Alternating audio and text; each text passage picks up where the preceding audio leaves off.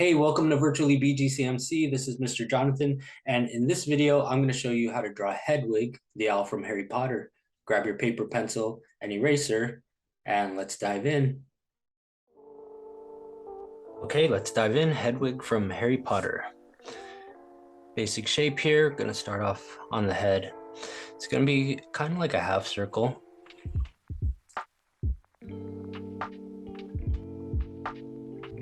So I'm starting with this flat line here. And if you joined any of my draw logs before, I have mentioned that these basic shapes, I like to relate them to things that I'm familiar with, and that kind of helps when you're blocking all these shapes in. So this, I would say, kind of looks like a scoop of ice cream. If you put an ice cream cone down here, maybe like that, or just a half circle. Okay, so we're gonna get that in. Don't worry about making it so perfect or anything like that. Just do the best you can. And then from here, this part could get kind of tricky. We're gonna get the wing shape in place. I'm gonna start here on this corner and then bring this line. It's gonna be an S curve. So if this is your first time joining us, an S curve is a line with two curves in it, like a letter S. So I got one curve this way, and then here the curve is turning in the other way. And then to finish off the wing shape, we're going to put in what we call a C curve. So a C curve is a line with one curve in it, like a letter C. And we're just going to go big curve all the way around and meet these two lines down here.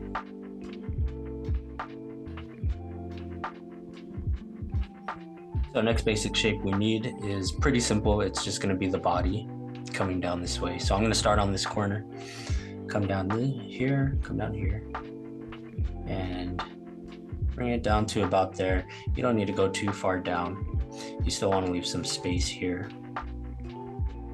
Okay. So if you don't know, or if you're not familiar, Hedwig is the owl in Harry Potter that delivers Harry's mail to him. Hence the letter here in the mouth.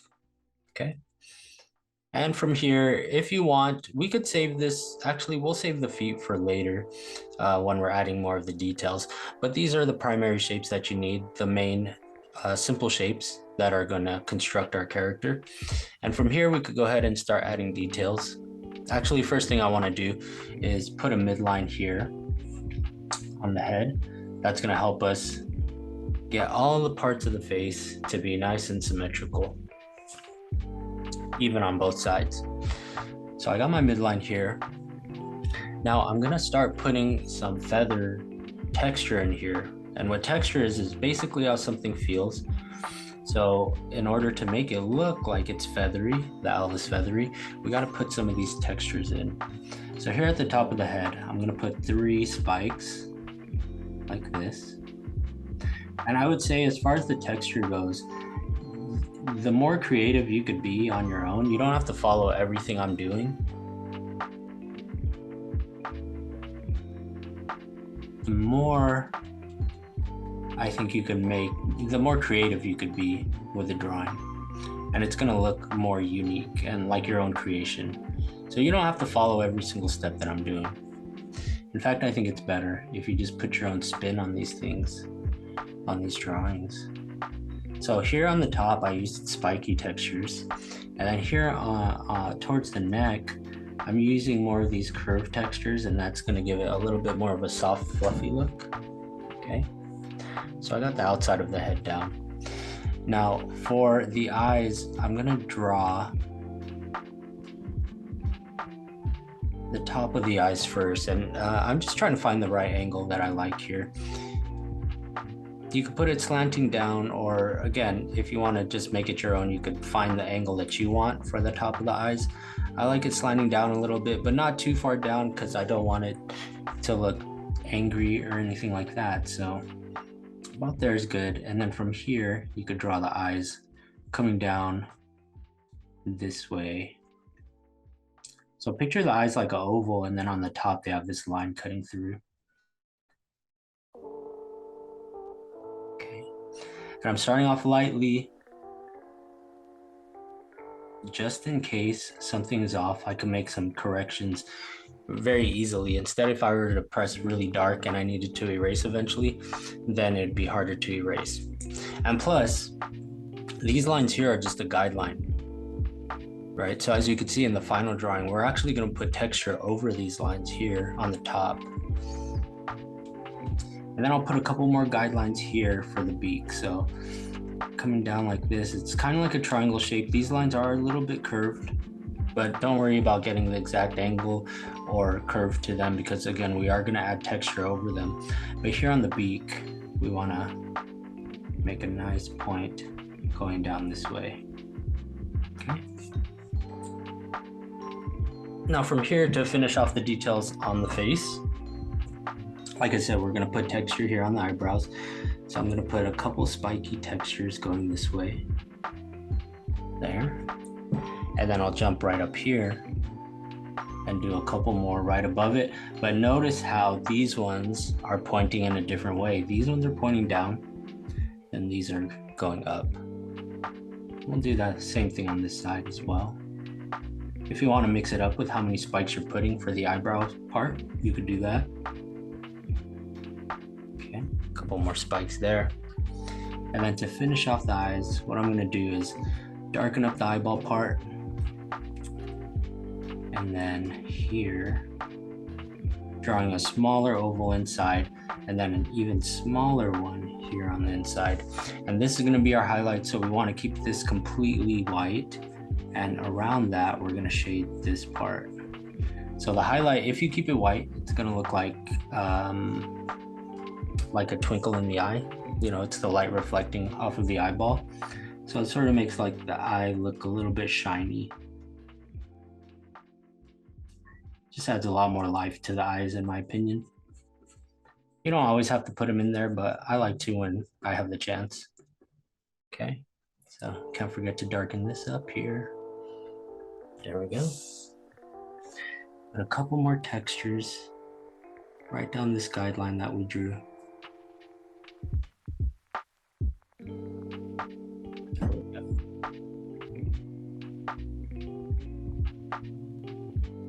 So actually, to finish off the face, we do have to get this letter in here. And the way we're going to do that, right under the beak here, we're just going to put this small little rectangle.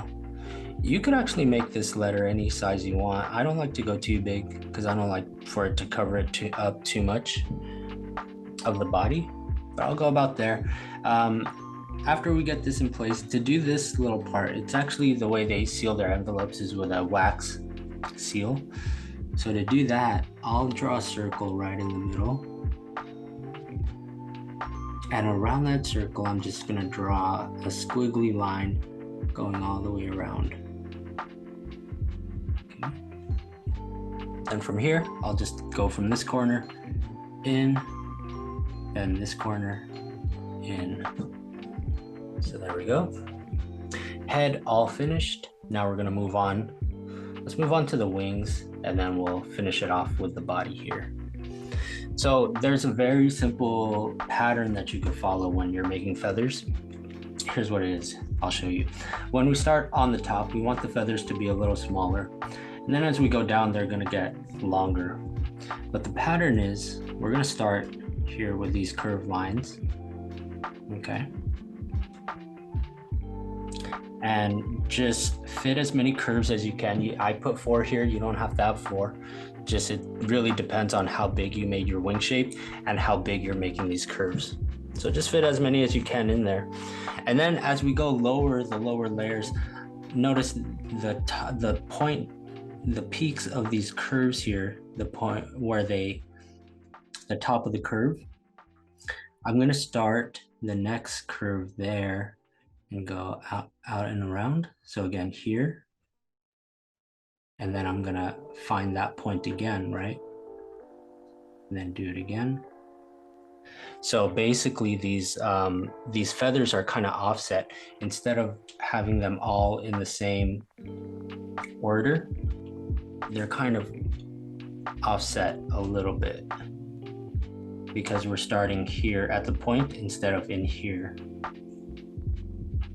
I think that's just going to give you a more interesting looking pattern for your feathers. So again, I'm making these next feathers, this row of feathers, a little bit longer than the last one. And I'm stopping and starting at the point of the previous layer. Here we go. Like that. Then this one is going to go off into the shape like that. Then to finish it off here, we could just take the point and go all the way to the end here. Right. So this is going out here.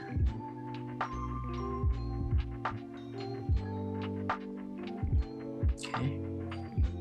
Let's put one last long feather in here, just like that. Okay, so I'll darken up the edges here. There we go, that's our wing, all done. Next, we're gonna move on to the body. There is a difference I'm gonna draw on this side compared to this side. So this fluffy part on the chest here, I actually made line up with this first row of feathers on the wings, which I don't really like because it kind of gets confusing that it almost looks like the chest feathers are part of the wing feathers. So I don't want to create that look. What I'm going to do instead here on this side is I'm going to offset it again, which means instead of continuing that pattern here, which it looks like it's doing here, I'm going to go maybe about here, add a few more feathers this way. Okay, so the top part, I used these curvy textures just to give it a little bit more of a fluffy texture. But as I go down the body, I'm gonna go back to the spiky looks, because at least in the pictures I was looking at, as you went down to the belly part of the body, the feathers were they looked a lot smaller and not as big and fluffy. So there's different kinds of lines and shapes you could use for different textures, and that's why I'm using the spiky ones here. All right, so from here, we're almost done. For the feet, I'm gonna come down somewhere towards the bottom of the belly and start with 3 lines like this. 2 and 3, okay? So from here, right in the middle line, I'm gonna draw a curve going out this way. And then another toe here, right? So we got 2 toes in the front. And we're gonna circle this all the way around here, just like that. So a big C curve going around. And we're gonna finish off this foot, curving the back toe to there. And this foot, we're gonna do pretty much the same thing, except we're not going to see the back toes because it's being overlapped by this foot here. So all we're seeing are these 2 front toes like that. Or depending on how close you made your lines, you might just be able to fit one of these back foot toes in here. It just really depends on your drawing. Okay, and now to finish it off, we'll get a branch in here. You could just draw any kind of branch shape you like coming out. You could even make it going the opposite way if you want the end of the branch over here. So I'm gonna do a branch, something like that, then just close it off here so it looks like it's going into the feet where it's clawing onto. Then you can bring the branch out here off to the other end and close it off. There we go. Got everything in place, but you know what I like to say before I call it a finished drawing. I'll give it one last look, clean up all the lines, make sure I didn't forget anything, get rid of anything that we don't need anymore as far as these guidelines are concerned. If you do this extra little touch, your drawing is going to look a lot more clean and polished. And I think your drawing skills are just going to get better in general, because sometimes every now and then you'll find a part either that you forgot or something that you might have made a mistake on and that you could do better. So whenever you find any mistakes that you do and correct them, you're always improving your drawing skills that way. So I do recommend that you take this step. And I think mine is all done. So there you go, Hedwig from Harry Potter. Hope you enjoyed the draw along, and we'll catch you next time. Bye.